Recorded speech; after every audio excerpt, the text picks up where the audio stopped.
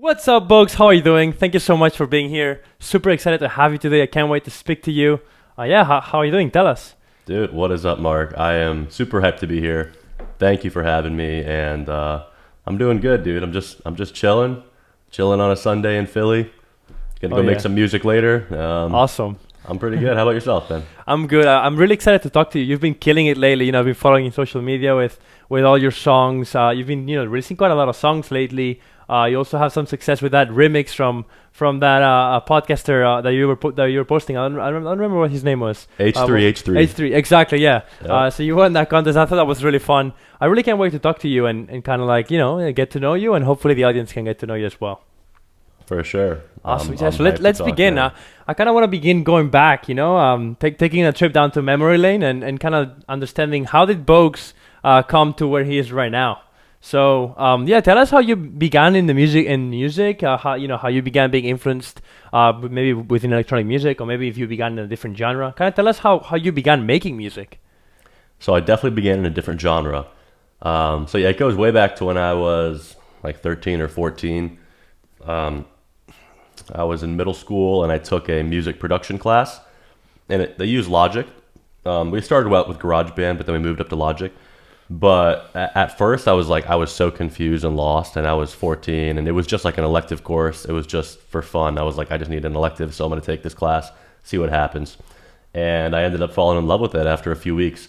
I had a Apple computer at home, which they all have GarageBand. So in my free time, I just started messing around with GarageBand, throwing Yeah. in loops. And at the time, I loved like hip hop music, and so I was really influenced by like Fort Minor and like some other hip hop groups and stuff like that. So I just started messing around in GarageBand and making, hip hop beats when I was 14. And then when I was like 15, I think my parents got me Logic for Christmas one year. And ever since then, I've just been making beats. But really, in high school, it was all about just hip hop, and I was like selling Nice. beats to people. So yeah, so I had, you like, a began YouTube as page, like a all hip that. hop producer, right? You weren't necessarily into EDM in the beginning. Oh, in the no. beginning. And I I just knew want nothing to about I just it. want to I want to focus on something. You mentioned that you started in GarageBand, and I also particularly can relate to that because I also am a Logic user myself, and I also began with GarageBand. I feel like a lot of people that use Logic maybe began with GarageBand. And I wanted to ask you, how was your experience with GarageBand? Because I feel like looking back, it's a pretty good program for being 100% free for like all MacBook users, right? For sure. I mean, yeah, back when I started using it, it's everything I needed. I didn't need all the crazy fancy plugins, all the third-party plugins, or like, obviously when you start out producing, you don't even understand EQ or compression. Exactly. You just want to produce and write some notes down on the Uh-huh. screen and see what it sounds like, and just scroll through presets, and that's great for that if you're starting out. Exactly. And I'm honestly, it's a good program overall. And I know now GarageBand is pretty advanced. I haven't looked at it too much, but I kind of messed around with it a little while ago, and Uh-huh. it seemed like they have some pretty advanced like EQs and compression Exactly. Yeah. and So other from effects. in my case, when I began with GarageBand, I kind of I got started, and then as soon as I really got into music, I wanted Logic. But from Logic going back to GarageBand, I realized that there was actually more to GarageBand that I knew at the past. Like I could have done more than I actually did. You can actually like set like different like plugins into different channels. Like it's still a smaller version, but I think it was really cool. So it's really cool that you began with GarageBand and you got you kind of went from smaller program back to the Logic program. Yeah. So then yeah, you were saying in high school that you were producing beats and trying to sell them in that whole game. Yeah, I was selling hip hop beats, selling online, selling them to friends. I had a lot of like rappers in my high school, and they would always come over to my house after school, and it was awesome. I had a little mini studio in my room. I had a little Uh-huh. mic set up, and I would charge for studio time. Nice. And So my parents are like, "What the hell are you doing? Why are there people over here every day after school?" And I'm just like, I gotta make that bread, mom. I was like 16, selling beats. It was dope. It was awesome. I had You no used- idea I was gonna pivot to EDM. Exactly. You use like BeatStars and programs like that, or were those not in the game yet? No, I don't think it was BeatStar. I forgot the name of the marketplace. There's a beat selling marketplace. Uh huh. I Works similar, forgot. I guess. It was very similar, yeah, and it worked out. And I sold some beats on there, but really I sold a lot of beats to my friends and a lot of Yeah. studio time to my friends. Like that was my bread and butter. But yeah, So that's how what you I kind did. of like got introduced to like engineering and audio engineering and music production and mixing and mastering and all of that through hip hop, right? Yep, I love audio. I love mixing vocals. Like that's so Yeah. fun for me. I love doing all that. I Just 100% agree. I like taking vocals someone's are beautiful. Yeah. knowing how to take someone's voice, especially people who like don't even realize how amazing you can make your vocals sound through editing. Like people Exactly. are like, "Oh, I'm not a good singer." I'm like, "Try it. Like try Yeah. it. Just get in front of a mic, and I guarantee you, I can edit the shit out of your vocals and make them sound awesome." Like, yeah. And you've always done vocal recording in Logic as well, because I know a lot of people use Pro Tools or maybe use other programs for vocal recording and stuff. Always use Logic. I've never used Yeah. anything else. That's interesting. All right, so let's see. So you were into this hip hop. You're kind of building your beat empire within Yeah. hip hop. So how did you move to EDM or house? So, I moved to EDM. Well, okay, let's take a step back. So when I went to like college-ish time, that's when I started. I kind of took a break from making music a little bit because I was focused on school and my social life and everything. And then I came back to making some EDM when I was like, I don't know, like 2021. But I wasn't making house music. I was making future bass, and I was really influenced by Flume. He was I love Flume, and just listening to his stuff when I was like 2021, that was like just life changing to me. I was like, I gotta make stuff like this. It's so unique. The sound design is insane. Exactly. So I was making slower, like future bass, just really experimental stuff. And I feel And like that was feature fun. within EDM, feature bass kind of has those hip hop influences with like Yep. halftime beats and those like more like not four to the floor kicks, those more hip hop style drums. So it's kind of like you went through from hip hop to house. You went through that feature bass. It was kind of like a good transition process, right? Yeah, I didn't even like house music back then. I thought it was boring. I was like, bum, bum, bum. Like, what the hell is this? Like, I wanted some cool, crazy, rhythmic, syncopated, funky rhythms. Exactly. And that's when I listen to Flume. It gives you that really offbeat timing, just so nuanced and unique on all his sound design and everything. Just epic stuff. So I did that for a while. But then I did switch over to making house music after I went to my first festival. This was EDC Orlando in 2018. And that's when I saw Don Diablo play for the first time. And I've already been a fan of Don Diablo for a few months before that. And then I saw him play live, dude, and he was just playing all those future house tracks. And I was just thinking from then on, I was like, no, I'm making future house. I'm making house music from now on. And I saw Nice. Martin Garrix that night too. He closed out the set. Wow. Epic. But after that festival, it's different when you're at a festival and that four on the floor beat's hitting, and it's just You like really feel you're just it, yeah. grooving and you're feeling it. And after that, I was just hooked. I have to say, I've also had the privilege to have seen both of them, Don Diablo and Martin Garrix, a few times, both of them. I'm from Barcelona, and they have like a really big festival there, and yeah, super cool experience. I feel like Don Diablo is really good live, and he also has really cool lighting, and his song he has like a really like I feel like his sets have a really cool journey to them. I also like felt really inspired. Like I would go to those festivals and come back. I'm like, I gotta make music now. Like I'm super inspired. Yep, I know, dude. And people say like, oh, I don't want to go out partying, or I don't want to go do this and that. I want to spend time making music. For me, I need to go out and spend time doing stuff. Exactly. And going to freaking festivals and going to concerts, going to shows, because that gives me inspiration. Exactly. Yeah. I'm like, dude, always like when I go to a I want club. to be on stage. Yeah, oh, that's true. Yeah, but I always like when I'm in a club, and I'm sure you're the same. You're always listening to like what the DJ is doing, or like that transition, or that like drop, or that specific effect. Your music production ear, even though you're having fun, you're chilling with your friends. That like analysis is always going on in your brain, right? Always doesn't stop. Exactly. Yes. Okay. So let's say you get into you go to the festival. You want to get into house music, and then what happens from there? So I started making house music pretty much the beginning of 2019. That's when I started kind of releasing my own songs. I released my first song. I don't even know the name of it. I got rid of it on Spotify, but it was like right at the beginning of 2019, like January, February. So I've been making house music for over 2 years now, a little bit, and essentially, it was just self-release. I just used DistroKid. Yeah. And Under the same artist name, or did you have like a different name? no, Boges. I started Boges. that Boges project right then and there 2 years ago. And how did you come up with the name? Oh, so that goes way back too. I don't even know. My friend Kevin, my best friend Kevin, we used to just go out all the time. And when I was 21, he just started calling me my real name is Shoon, Shoon, but he started calling me Shoony Boges, and I have no idea why. Also, so Boges means cigarette. It's like just a term for cigarette. I don't smoke cigarettes. Some of my friends do. And I don't know why they started calling me Boges. I'm like, I don't even smoke, dude. And they're just like, we're going to call you Boges. And I'm like, it's a pretty dope name. It is cool. And It's short and it's easy to pronounce. Yeah, it's cool. yeah, name, well, so you you know wanna- what? It's easy to pronounce for you, but I tell you, there's a lot of people, especially out in like Europe, they botch my name. They always say Boges. I'm like, Boges. dude, Boges? That's My true. name's not Yeah, Yeah. because of the Well, e in the end. Yeah, or Oh, Boges, yeah. no? Yeah. Yeah, they say Boges or Bogus. It's funny, every time I know I'm gonna get played on a radio show and the DJ's gonna call out my name, I like email them ahead of time with a little voice memo saying it's pronounced Bogues, and they still get it wrong, dude. Laid back Luke, right? He says Bogus, and every one of his radio shows he calls my name. He's like, a new track from Bogus. I'm like, but you know what? If laid back Luke is gonna call me Bogus, then I'll adopt that. That's okay. So fun fact. that's my name, I guess. Fun fact. Kygo. His name is actually pronounced Kigo. You guys. Kigo? The guys from Sweden. Yeah, Sweden.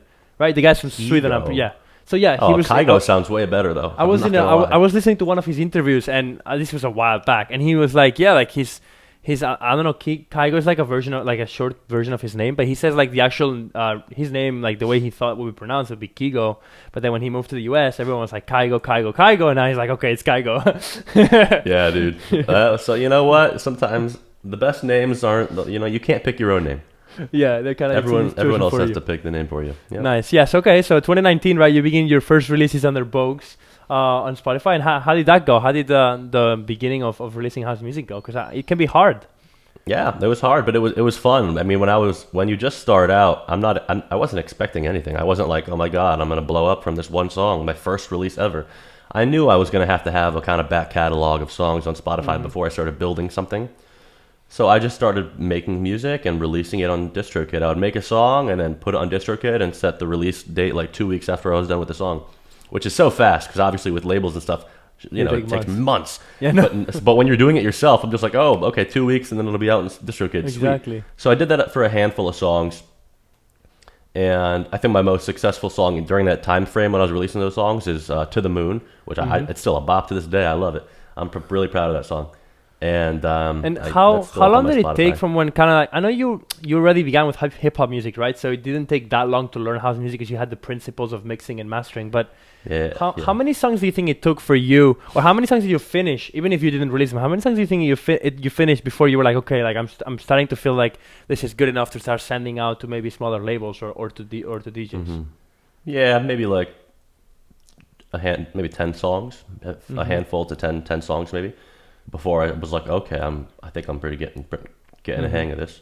But yeah, because I had that experience of knowing how to mix and master, and also just knowing the program. I mean, understanding Logic, I know how to use it in and out, and it's just like, I think that's the most overwhelming thing to some new producers. You can be really musically talented, but if you are now introduced to this new program called Logic and you're just looking at it, you can be very musically talented, but you might not be able to get over that hurdle of learning the program because it's kind of complicated. Like where do you even start? Mm-hmm. It's like with learning a new language. Where do you even start? You could be talented, but you might never reach your potential until you learn this program first.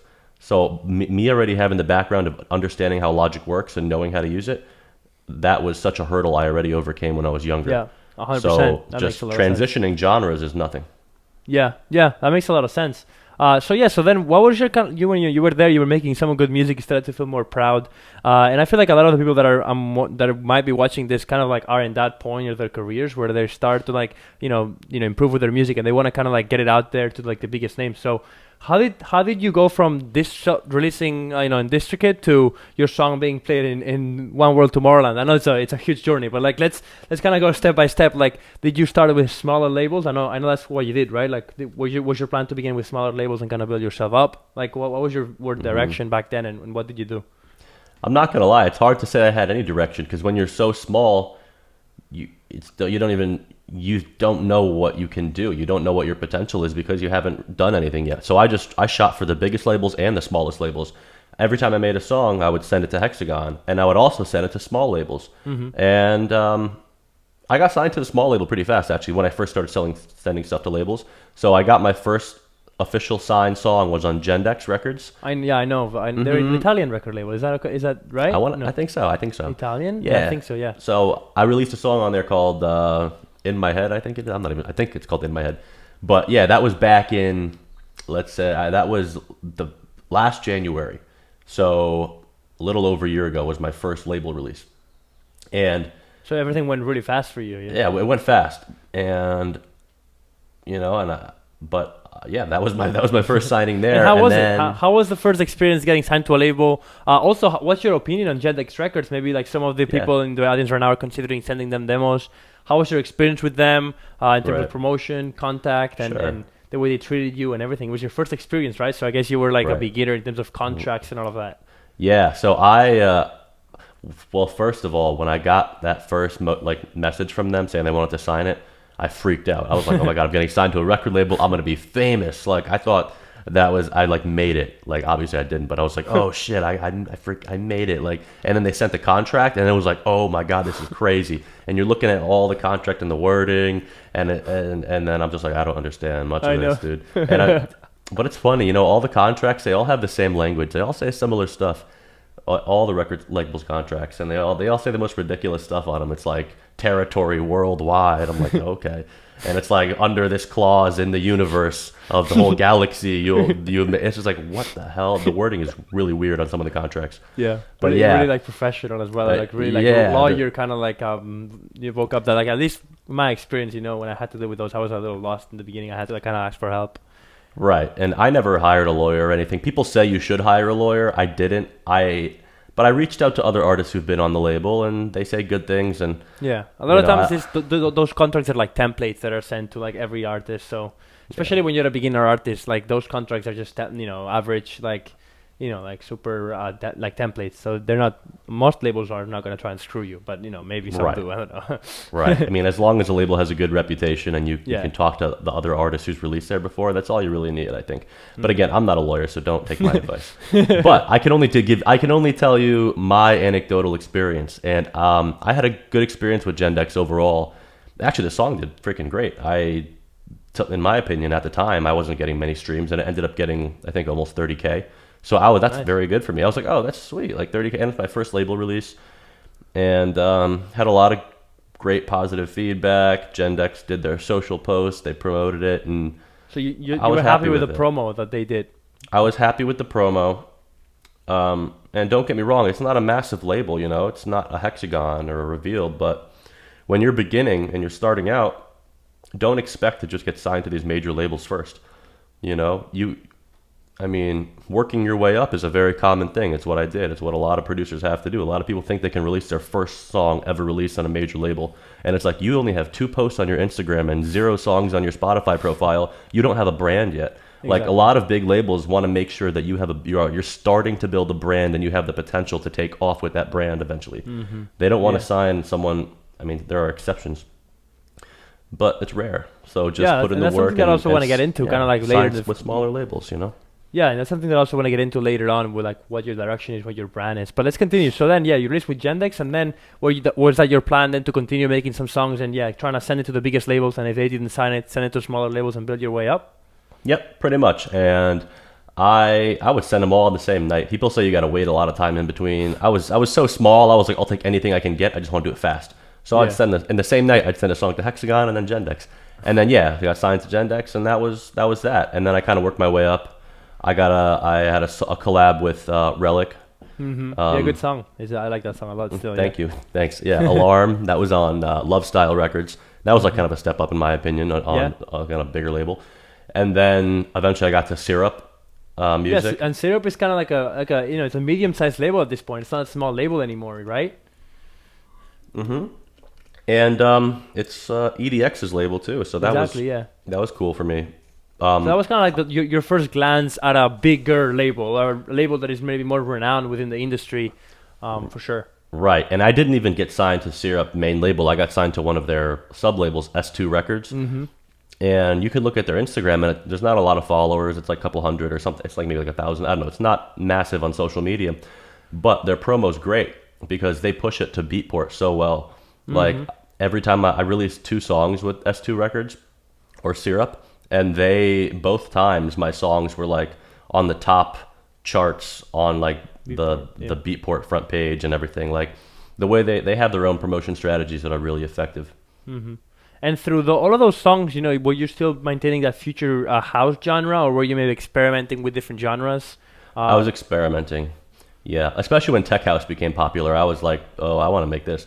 And I was not good at making tech house at first, and I still don't really have any real tech house releases under my belt, but I have a couple things in the works, and I like mixing tech house and future house now. Yeah. And just Okay, messing so around with those genres. grooves from tech house with the higher energy of future house, right? That's my Right. favorite part about tech house. Like tech house has like those really like fancy bass lines that just make you want to move, and they're very groovy. So yeah, that's something definitely that I feel inspired from by tech house.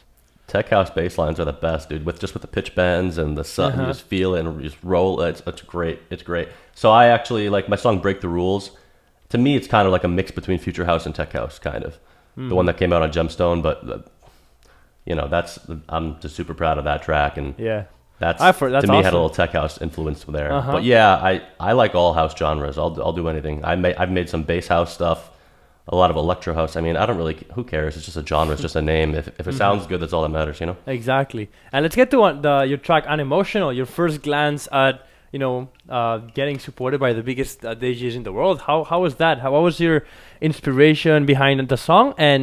And did you think that you were going to, like when you were, making the song, did you realize that it was much better than any of your other work? And then how did you get it signed? Tell us kind of the story behind that.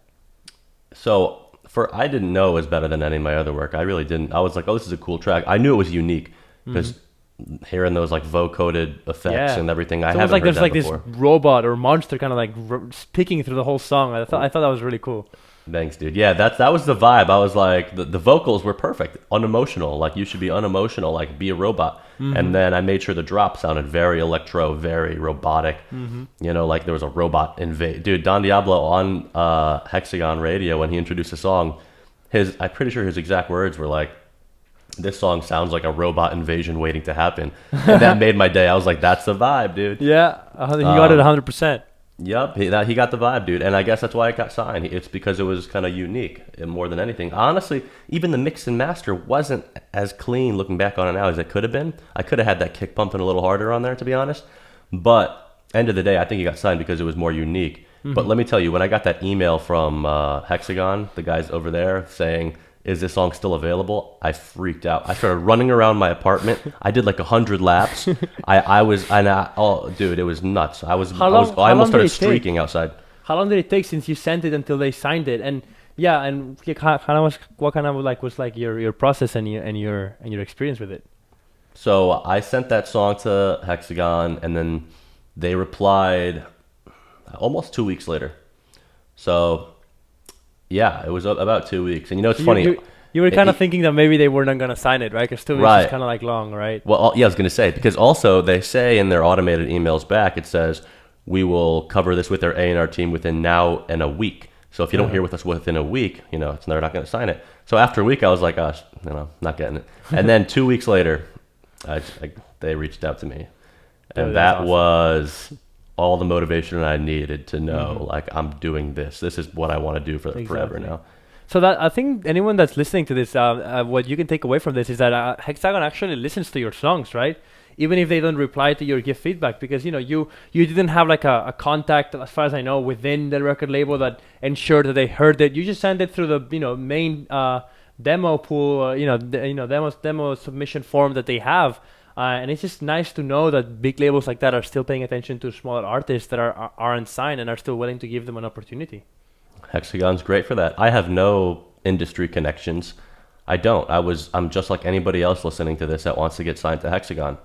They'll listen to your track. Just keep sending it. Exactly, yeah. So now you're released with Hexagon, and now it's your time to kind of like start, getting yourself out there. So how did you, get in contact with all those other big labels? Did the fact that you, were signed to Hexagon help you get in touch with labels from Hardwell or Laid Back Luke and stuff, or was it also where you just were submitting through the main demo submission and your songs were just good? Main demo submissions. I don't know if it's because the song. I don't know if it's complete coincidence that I got signed to those labels all at the same time, but what I would do is after I got signed to Hexagon, every time I sent an email out to a new, like another A&R, right, at like Revealed or somewhere else if I had the email contact, in the email of the message I would say Boges, and then in parentheses I would put like Hexagon artist or supported by Don Diablo in the email subject line. So I think when A&Rs are scrolling through their email, hopefully that catches their eye and makes them at least listen. Exactly. So maybe that helped. because right after that, like a month later, I got signed to. Actually, it was before my song came out on Hexagon, but after I got signed to Hexagon, the in between time, that's when I got a track signed to Revealed and Gemstone, Gemstone, and then you did Future Mixmash soon after. to Mixmash and Future House Cloud or something like that, right? Yeah, and you Yeah. were bouncing around from those for those big labels, which is awesome, and that kind of shows that you were really motivated because you had a lot of demos. It wasn't like you got one song signed and then you were like, oh crap, I gotta make more songs. But you really had a lot of demos ready to start sending out, right? Were you just making Oh, yeah. music every day, or kind of what was like your process there? Were you just super pumped and finishing a lot of songs? Yeah, man. Well, that's one of the good things about quarantine and coronavirus. That's one of the only good takeaways, I guess. It gives you some time. I work from home 100%, 40 hours a week from home from my day job. But, when I have downtime, I'm just making music. Or every night, I'm just making music. I'm just locked in the studio, and I was just making songs every day. And especially after I got my one signed to Hexagon, after that, it was like, I'm just going to make a new song every freaking day. And I would just bang out songs. And some of them would take weeks. Some of them would take a couple days. Nice. And what did you do in terms of vocals? Did you work with vocalists for original vocals? I know some bigger labels don't like you to use Splice vocals, but did you use vocals from Splice, or did you mix it with original vocals? Yeah, I've always used vocals from Splice. Only a couple songs I haven't. I think only one of my release songs I haven't. The one Salvo, featuring right? Salvo. Yep. Yeah, really nice Great singer. singer. Yeah, I like her, yeah. Oh, dude, awesome, great voice. She crushed it. And that's the only song that I haven't used a Splice vocal, I think. Wow. I have another song coming out with her next month. So that's obviously with her vocals. But besides that, I use all Splice vocals. Nice. So it just shows again that you can use Splice vocals as long as you find a way to make them original, right? I'm assuming you didn't go for the most popular, Cara sample packs from Splice. You were probably trying to find something more unique. Yeah, it's all about. I mean, if you hear that vocal on other songs, it's kind of just like maybe just kind of stay away from it. So yeah, but there's endless amounts of vocals on Splice. You don't have to use the most oversaturated Cara pack. You can look up on Splice vocals, and instead of sorting by popular, I sort by new. So I get all the brand new vocals that are just getting uploaded on Splice every day, and it's like no one have used these yet. So I'm gonna get these first. Awesome. Yeah. So right now, that's kind of like the journey, right, from the beginning until now. It's awesome that we got to see it in so much detail and we got to learn. So we get to the present now. Where are you at right now in terms of your career compared to where you were in before? And kind of tell us maybe your favorite releases and your favorite experiences of now as a music producer that is being supported by the biggest artists. Kind of tell us maybe your experience, maybe some tips on what to do, and if you get to where you are at, and share how you feel about your career. I mean, I feel pretty good right now. I have no idea where it's going to take me, but I just got to take it one day at a time, and I think people have to understand there's going to be ups and there's going to be downs, always. I mean, I got a bunch of songs signed at once, and I just released a couple songs recently, but I'll tell you right now, I don't have anything lined up except one song next month. I have a bunch of demos just waiting to get signed. So I feel the stress of that, and it's like you're gonna have those times, and I'm sure I'll pick it back up again, and I'll put a bunch of releases out maybe in the summer or next fall. But right now, even right now, it's a little slow for me. So everyone has to realize there's gonna be ups and there's gonna be downs. There's gonna be times where you're so motivated, and every song you make is a banger, and it gets signed to these big labels, and then you can have a couple months where you're just not feeling it. But I think the best thing that has worked for me when I get in those zones is to just actually get away from music and do other things. So I notice when I'm in like a creative rut, and I hope I'm not just going off a tangent here. I'm just giving random advice here, but awesome. Yeah, it's awesome. Yeah. Okay. So yeah, whenever I feel like I'm in a rut musically and I don't have that motivation or that creative spark going, I do other things. I'll go exercise. I love playing basketball, so I'll go to the park and play ball. I will, just go for a walk. I will do anything except music, and sometimes I need to just not touch my DAW for days. I need to give it a week off. I agree. And 100%. then you come back with a new perspective, fresh ears, new inspiration. You know what I mean? It's all about balance.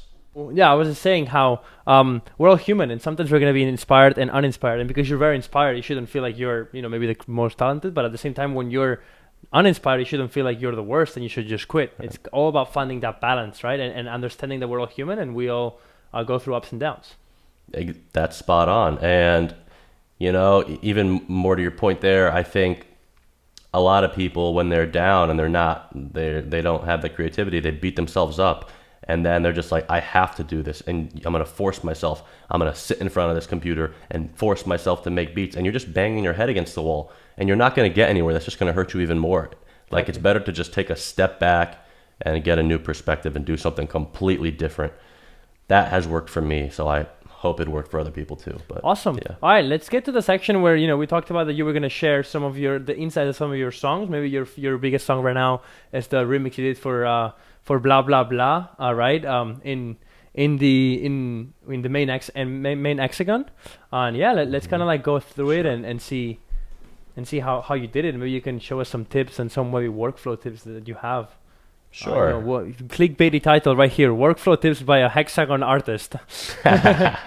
All right, so right here, guys, you can see the session of the blah blah blah remix by Boges, signed to Hexagon, the Hexagon label, main label. So it's really cool to be able to see the behind the scenes of the track and show us maybe what you did, things that you found interesting, and maybe some workflow tips for producers out there that wanna remix people like songs from Nico and Sway and get released in those big labels. Maybe if you can tell us a story behind this track in the beginning before you begin. Right. So it all started. I mean, I'm friends with Nico and Sway. We DM each other all the time. They like my music. I love their music. So it was just a natural fit. And then I heard this song they released on Hexagon, and I was like, okay. Like, I didn't I'm friends with them. I didn't even know they had a song on Hexagon, which is dope.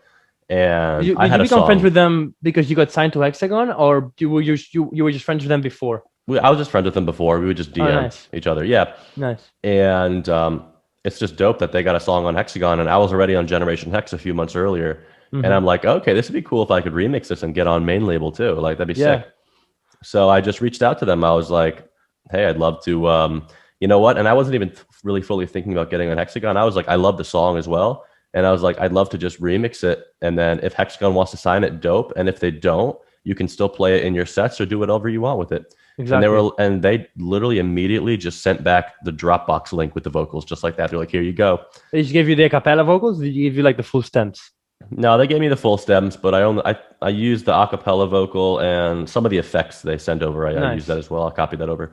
That's really cool to know. It's really cool to know that, like, just by reaching out, you can sometimes achieve more than you can think because a lot of people think, oh, remix, like, I probably need a manager to hook me up with the biggest artists.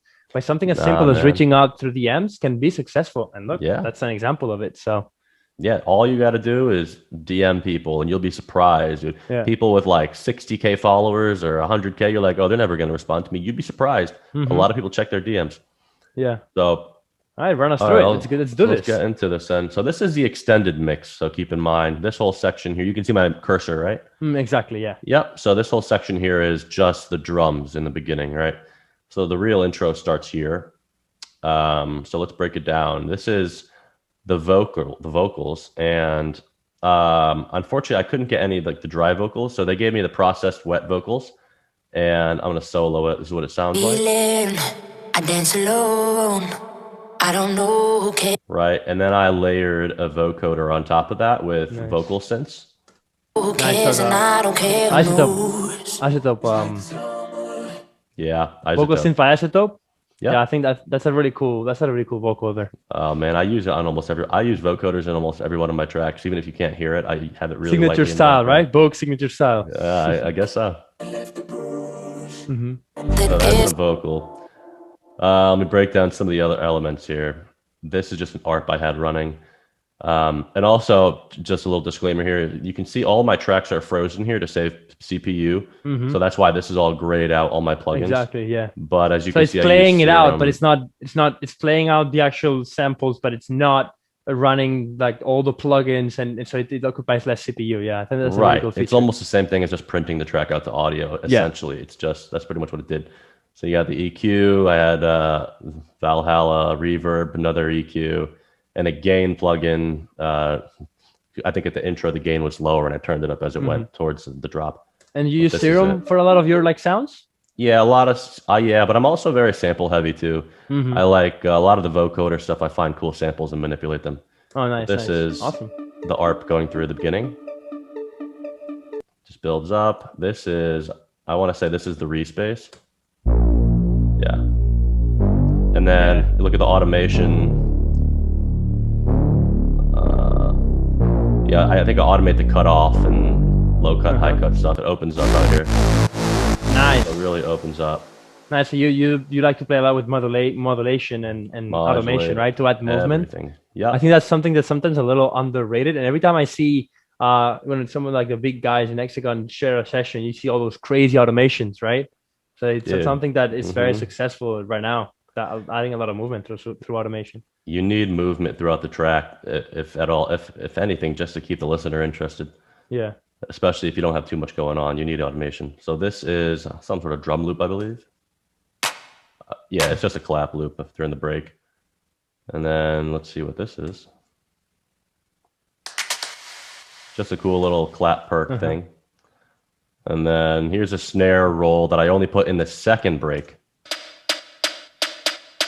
Just to add groove to the right, yeah. What was that? To add groove to that build-up, right? Yeah. Like that offbeat snare, when you hit it with the like kick on the floor, following the 4 to the floor, it adds that groove. Hell yeah. And then I'll just get into this a little quicker here. So then I just have some other drum loops, and then here's my break kick that goes into the build here. So just some more drums, and then hi-hat during the build-up. And then anyways, there's just some other drums and perks and stuff throughout here. Yeah. Some effects down here. And that's most of it. And it's a kind of simple production, right? You do have like a lot of groove to drums, vocal, and then a bass with an ARP. It's not like you're adding a lot of layers. You kind of like to go to have quality over quantity, I see, right? In terms of layering and adding fullness to the track. Yeah, honestly, this is one of my smaller projects. 63 tracks, I usually get up to like 80-ish at least. But even then, to some producers, that's not a lot. And but that's how I do it. If it sounds good, it sounds good. You don't need a lot, then you don't. As long as it sounds good, it's really all that matters. And I would say, especially in the break, I wanted to keep it kind of bare because the vocal is the star of the show here. And I wanted to make sure that during the break, that the vocal really took control and there wasn't a lot going on in the background.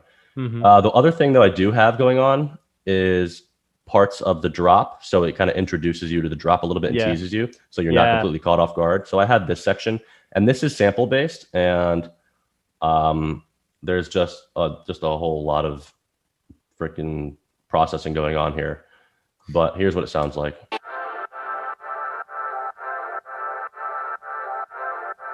And then it builds. Yeah, that's the chop that we hear in the... So how did you get that chop?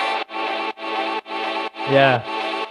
So here's my secret sauce. I'm not gonna lie. There's a plugin. Secret sauce disclaimer. Clickbait. Secret sauce by a Hexagon artist, Mixmash artist. I use a plugin called Arcade, and it has really cool samples, all royalty-free samples, and Arcade by Output. I was gonna say, yeah, it's that, you know that ad where there's a beat maker and he's like, if I would have had this when I was 20 years old, I'd be a billionaire right now. Do you know that famous ad? It's like almost like a meme. Oh yeah. Yeah, I think that's the ad for the Output plugin. I think so. I think it was that or Drip. I'm not sure.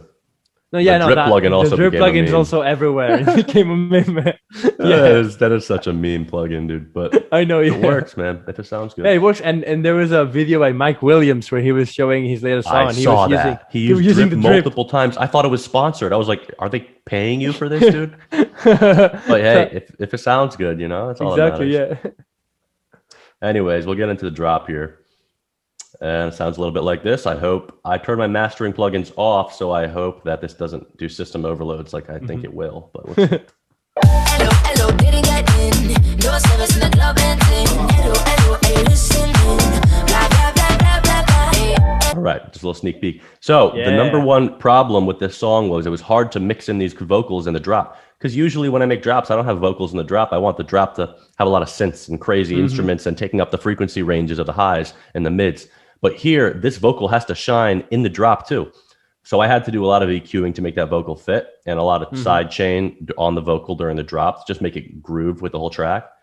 And I just had to make sure this first, because it was especially the first half of the drop, the vocals going throughout. The second half of the drop is not as much vocals, it's more the synth heavy part, which I'll play right here.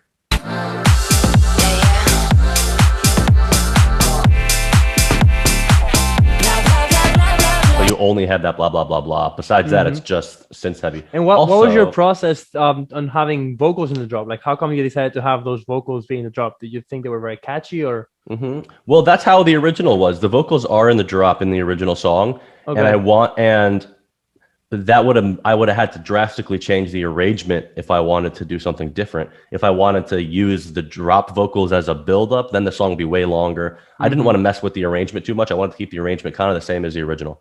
Okay. So I decided I got to find a way to incorporate this into the drop, and how it sounds.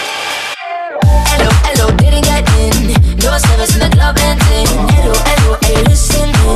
Blah, blah, blah, blah, blah, blah. So I'll I just feel like highlight. in this drop, a lot of what drives the drop and the first thing that caught my attention was the groove. So the drums, but also that bass line. So if you can show us maybe how you Sure. came up with that, I think that's really, really cool. But feel free to kind of show us your workflow as you wish. I got you, man. Oh, those automations I see. I see those It's pitch all bends. pitch bends, right? So this is the bass line. It's 3 layers. I have a sub layer down here. I have what is this? The high layer, and you could.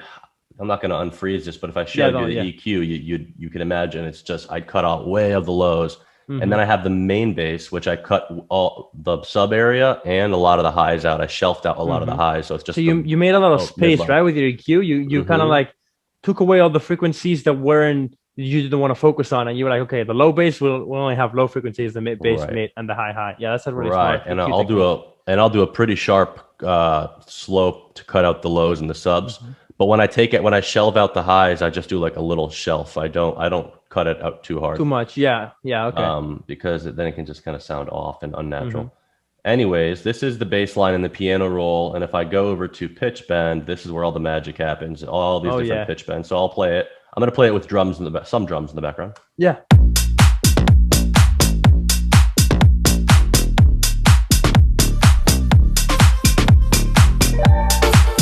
And then you hear some of the other elements I brought in there. There's just some other samples I found. Are those on samples Splice. or are those from the original track? No, those were samples I found, and they are just kind of like little chord shots and like a they're lot of ear very candy, airy. right? It's ear candy. So Yeah, this a is lot what of sounds it. Yeah. like. The drop is very simple, essentially, right? But the ear candy is what drives through the song.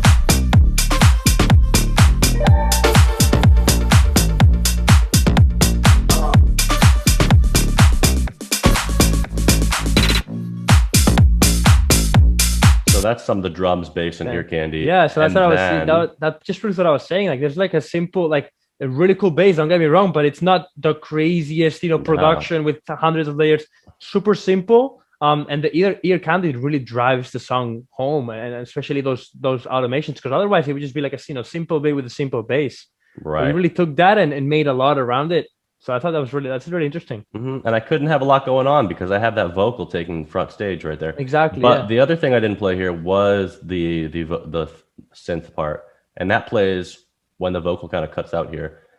It's funny, if I solo this, it's not going to play because I have a noise gate on it. So the reason you're going to hear it's very stuttery, the whole synth is like da da da da da. That's because and here's another little secret trick I do in a lot of my songs to make them stutter. I use a noise gate, and to the side chain, I'll make it the same groove as the bass. So this bass is going out to bus 8. I have no output here. This is bus 8, but it's just a bus just following the bass pattern, right? And then this is my lead sound, but I put a noise gate on it, and then I route it to my bass. So sidechain to my bass. So essentially what I'm doing is my leads only play when the bass plays. When the bass cuts out, my leads cut out. And it just helps the rhythm follow along. And then I just start messing with the threshold and the attack and release settings until it just sounds cool. You can get a cool grooves it's hard to do manually, but if you do it this way, it's more experimental and you can mess around with really cool grooves. You're going to hear what I'm saying right now. I love that effect, and I think it's very underused, and it should be definitely used more because it's a really cool effect. And I'm glad to see that you're using it. I use it in all my tracks. So this is what it sounds like. It's going to come in right here. And you don't hear it that much, but you hear it in the second half right here. Ready? Yeah.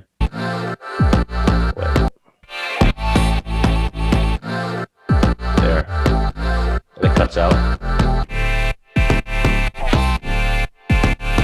Now, if I turn off the noise gate, here, this is what it sounds like. It just plays through. Nice. That But, gate, yeah, wow. it helps it stutter a bit.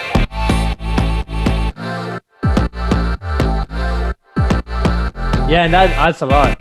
Oh yeah. So it just helps out with the groove. 100%. So then overall, the drop is like this. Hello, hello, didn't get in. No service in the club and thing. Hello, hello, are you listening? Blah, blah, blah, blah, blah, blah. Hey, hello, hello, why you checking in? You only calling cause you want one thing. Hello, hello, are you listening? Blah, blah, blah, blah, blah, blah. Yeah, yeah. Blah, blah, blah, blah, blah, blah. Yeah, yeah. Blah, blah, blah, blah, blah, blah. Vision from up above. And then we get to the second break, and it's not that much different than the first break. I changed the automation up a bit on opening the bass up earlier, and I added a kick drum from the start. I added more drums here, but overall it's To keep the similar. groove going, right? Yeah. Yep, just to keep that groove going, just to keep the song moving along. I didn't want to kill the rhythm all the way, so I kept a lot of drums going in the break here, and then And I can feel the Snare come rhythm in. rushing through my blood. Similar drums to the drop. huh?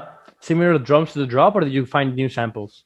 Now you know what, the drop is almost identical. I added some different effects. Hello, hello, didn't get in. I have some white No noise service in there. the club and thing. But honestly, it's very almost identical to the first drop. So yeah, that's kind of a walkthrough of that. I'll go through the mastering chain next. Yeah, I was but- gonna say you master your own tracks, because I know a lot of producers maybe send it out to mastering engineers, and some don't. So what's kind of like your opinion on that? Yeah, I mean, if you want to send it out, cool. But I think honestly, mastering is not it's not some magic pill. Like, it's not going to make your track sound amazing, even if you send it out to a mastering engineer. The most important thing is making a quality mix. Having a really well set up mix will help you have a good master, have a loud song. You have to have the Exactly. mix tight and know how to EQ and compress and make everything fit in the frequency spectrum and fit, in terms of having like, peak loudness and knowing where those transients are coming in and make sure it's not too crazy with transients or not too squashed. And then you can set yourself up to have a good master. Yeah. But in terms of people hiring mastering engineers, that's cool. But I also think it's honestly, to me, it's easy to learn. And I'm not a mastering engineer, but I'll walk through it now. It's pretty basic. So first thing, I put this gain plugin on because if I didn't have this on, it may be clipping at some points right off the bat from the start. So I wanted to turn it down 5 dBs. And then I think I actually automate some of the gain throughout the song. Yeah, so Before the drop, yeah.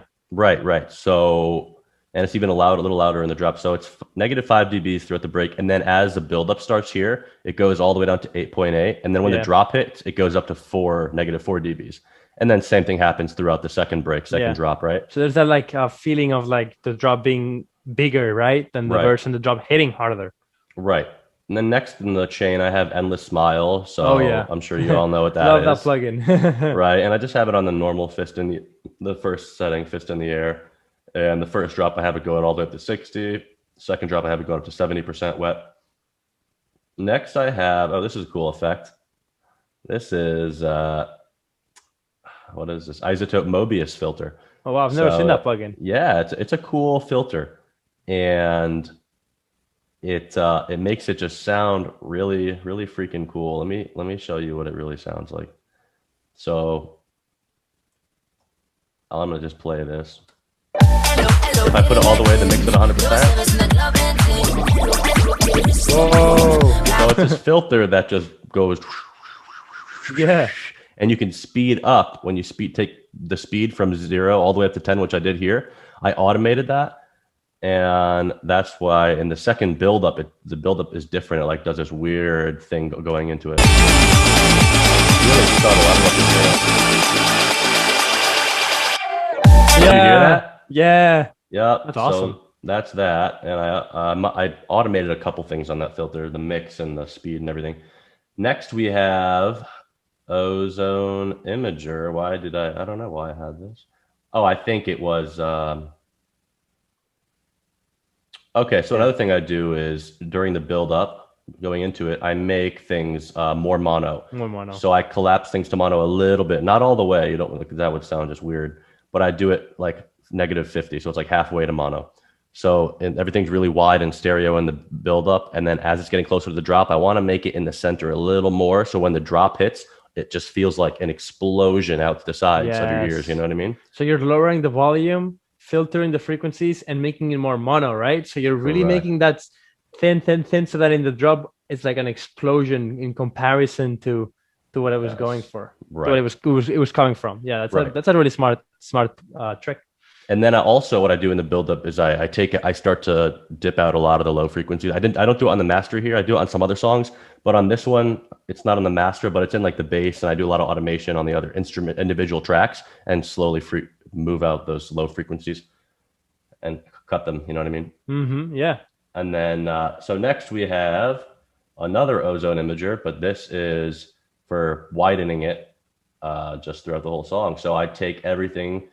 It says 179, but you can see the slope. It really cuts down. It's like a multi-band. It's like a multi-band imager, right? It allows you to do imaging for the different frequency ranges, right? Yep. I use this on every master. I take everything around this range down here in the sub frequencies, completely put it in mono, and then sometimes I don't mess with these if it doesn't need it. But in this song, it sounded better to make it a little bit wider and wider the higher it got on the frequency spectrum. So that's that. Yeah. Then I got a linear EQ here, and there's a whole thing online of people going off if this is a good idea or not. But I cut everything below 25 hertz within a linear phase EQ. Because to me, and you can't hear anything under 25 hertz. You can't even feel anything under 25 hertz. That's my experience. And then when I cut that frequency out, the song just sounds a tiny bit cleaner, and it also doesn't mess with all the compression and the stuff you do after this. So essentially how it works is, if I didn't cut this out, there is frequencies and there is energy down here, but I can't hear it and feel it. But the DAW recognizes there's this energy down here below 20-ish hertz. And when you put a compressor on it, it's reacting to all the energy, including what's down here. And I don't want it to react to what I can't even hear, so I cut it out first. So I get rid of everything under 25 hertz. And my question would be, what's the difference between a linear phase EQ and a regular EQ? That's a good question.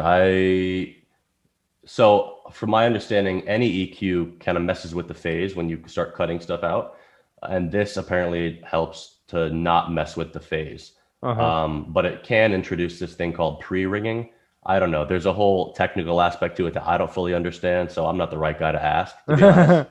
But I do know this is just something I do in my tracks, and to my ear, it makes it sound better. Okay, sounds good. Next up, I have a multi-band compressor, and I don't compress any of my low frequencies. I don't want to do that because the second I start to compress my low frequencies, it sounds very squashed and it loses power quick.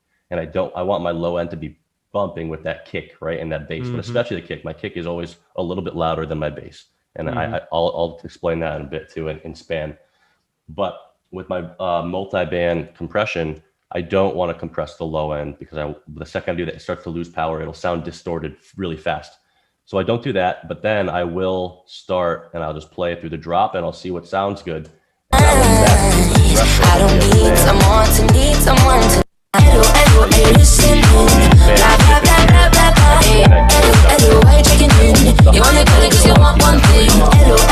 listen. So these are dipping a lot, maybe like a dB or two. It's not really a lot at all, actually. It's very light. Yeah, it's subtle. It's subtle, but it does make a difference, right? It's very subtle. I just want to tame things. Especially, I noticed it's good. I like to tame the high end a lot because those hi-hats cut through too much. So I like to tame the hi-hats a lot and let those sit in the mix better. So it just helps everything kind of sit in the mix a little better. And then I go over to Saturn, and there's a great preset called Magic Mastering, and I mess with the mix on the low and the high, and it just helps beefing up the sound a little bit. Next I got, let's see. Okay, this is mid-side EQ. So this is the side EQ. I cut everything on the sides below 115. I don't want any low frequencies out on either side, Exactly. Yeah, you want the lower frequencies essentially to be mono, right? So that's why you Right. cut all the sides. And a lot of times this is what I've learned is that when you have phase issues in your song, a lot of times because there's a lot of low frequencies in your side. So just by Hmm. doing what you just did, you're fixing a lot of phase problems within your song. So even if you can't initially hear it, it's also always just good to do it to clean up your sides. For sure. Definitely. And I already did that in the Ozone Imager, but I wanted to do it again just to make Just sure. in case, yeah. And then I also boosted the sides, the highs on the sides, just by Okay. 0.75 of a dB. It just sounded a little more crisp on the sides when I boost it. Mm-hmm. All right. Next, I have a clipper. So this is where you get into the clipping and limiting at the end of the chain here. So this is the T-Rax Classic Clipper. I use this before my limiters on every single song. I keep the slope at 0.7. If you put it all the way at 0, then it'll just clip it and cut it off completely. But as you move the slope down like this, it'll round off the transient. So it sounds a little more natural. It doesn't sound like you're chopping off the transient. But overall, I like the way the character this gives when it chops off a transient. It just gives it kind of a nice character and sound. So I just put it on usually 0.7-ish. I'll turn the output down to -1 to give me a little bit of headroom before I hit the limiters. And then I just mess with the gain until I see a little bit of reduction and until it sounds like it's getting pushed a bit. And usually I do like 2 to 3 dBs maximum of gain reduction here. Listening, blah, blah, blah, blah, blah, blah. Blah, blah, blah, blah, blah. So you see every once in a while it dips down to 2 or 3. So that's doing some gain reduction there. And then I hit my 2 limiters at the end and I use Pro L2. So you do Love two this limiters plug. instead of hitting one harder. You prefer to do the two and have them each do a little less work. Exactly. Yep. I always have 1 clipper and 2 limiters. And I have this just on transparent mode. And then let's see how much gain reduction this is doing.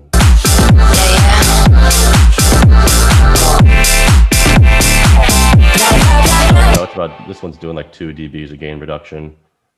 Oversampling, I do 8x. And then I have another limiter.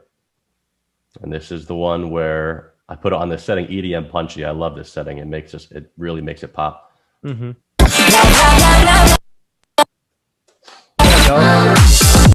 Oh, here comes the System overload. overload. There we go. We Second. were waiting But you for can it. see I'm doing like 1.2 dBs of gain Mm-hmm. reduction. So it's nothing crazy. I'm not like squashing my sound too much. I wanted to keep, I want it to sound punchy still, so I couldn't squash it too much. And then I don't know how loud it got. I forgot what the integrated lows was overall, but Yeah, I was gonna say, do you look at LUFS at all, trying to Mm-hmm. like maybe do -14? Because I know that's what's standard for a lot of streaming Yeah. sources. Or do you Oh, kind of yeah. just do it out of ear and see no, what- I definitely don't do -15, dude. I aim for like -7, -8. Yeah, so you do much louder. Oh yeah. Yeah. Oh yeah, dude. If Spotify wants to turn down my song, go for it. I mean, I'm not, but that doesn't mean I'm gonna shoot for -14 because that is so quiet. I know. Yeah.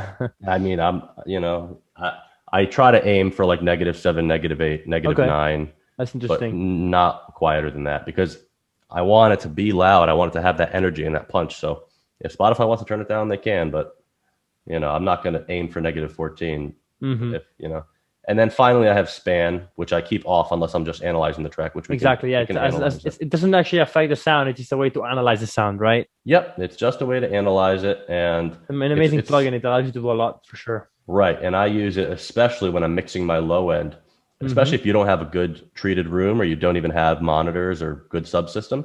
So I was gonna say, do you mix in your headphones or For the most part, yeah, I have a set of speakers, but they're not that great. I mix a lot and master a lot in these headphones, and then I'll reference it on my laptop speakers, my phone, my car, all that stuff. But anyways, a lot when it comes to mixing the low end, if you don't have good speakers, it's sometimes better to mix visually low end if you can't feel it with good subs.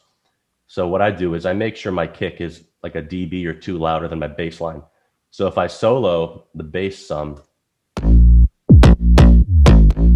you can see this is hitting right around here, which means I'm going to want my kick to hit like right here at 39 or even Just up to a 36. little more.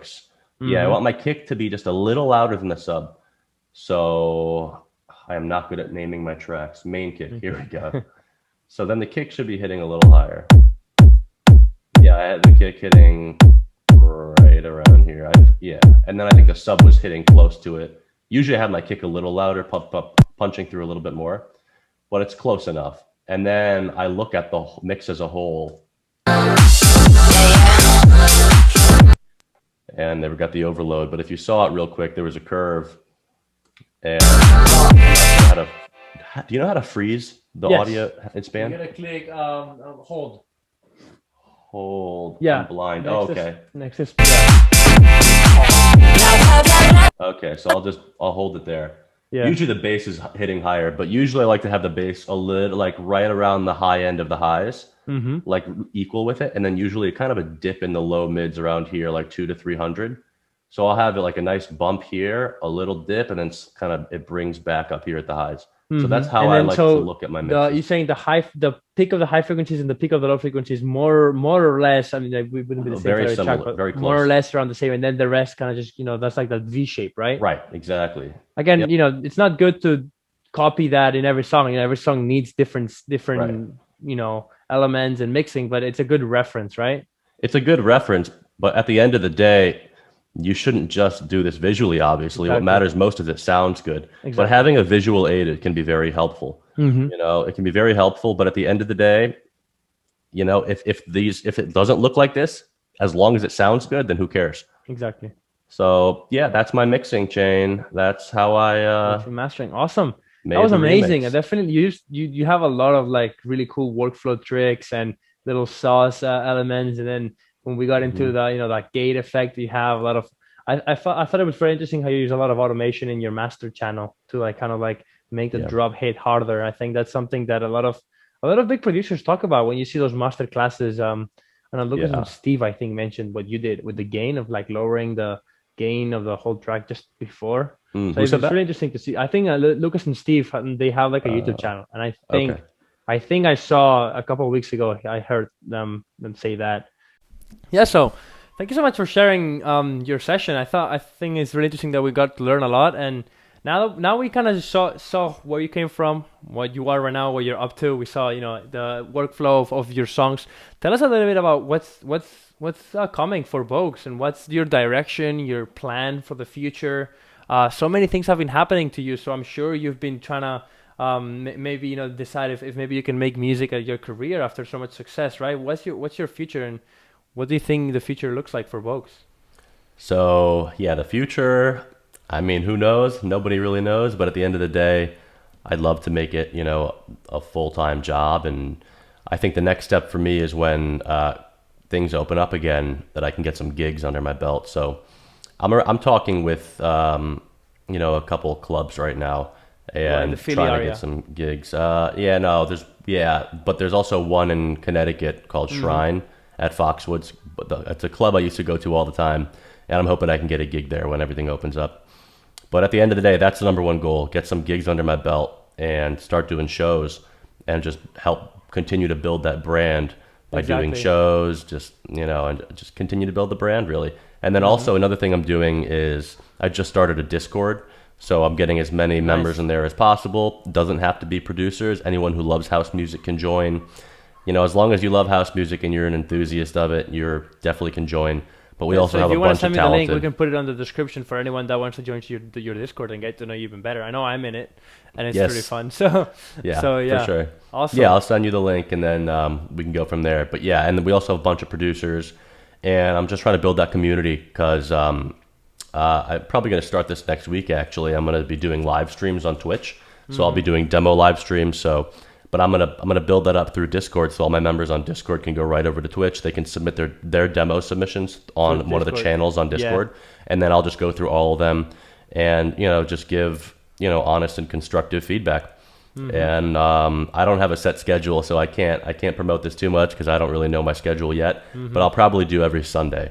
Nice. I'll do a live stream on Twitch. Start with demo feedback, maybe get into some production sessions and just Q&A sessions, and just to hang out. And be closer to your audience and grow that brand with your audience. I think that's awesome. Hell yeah.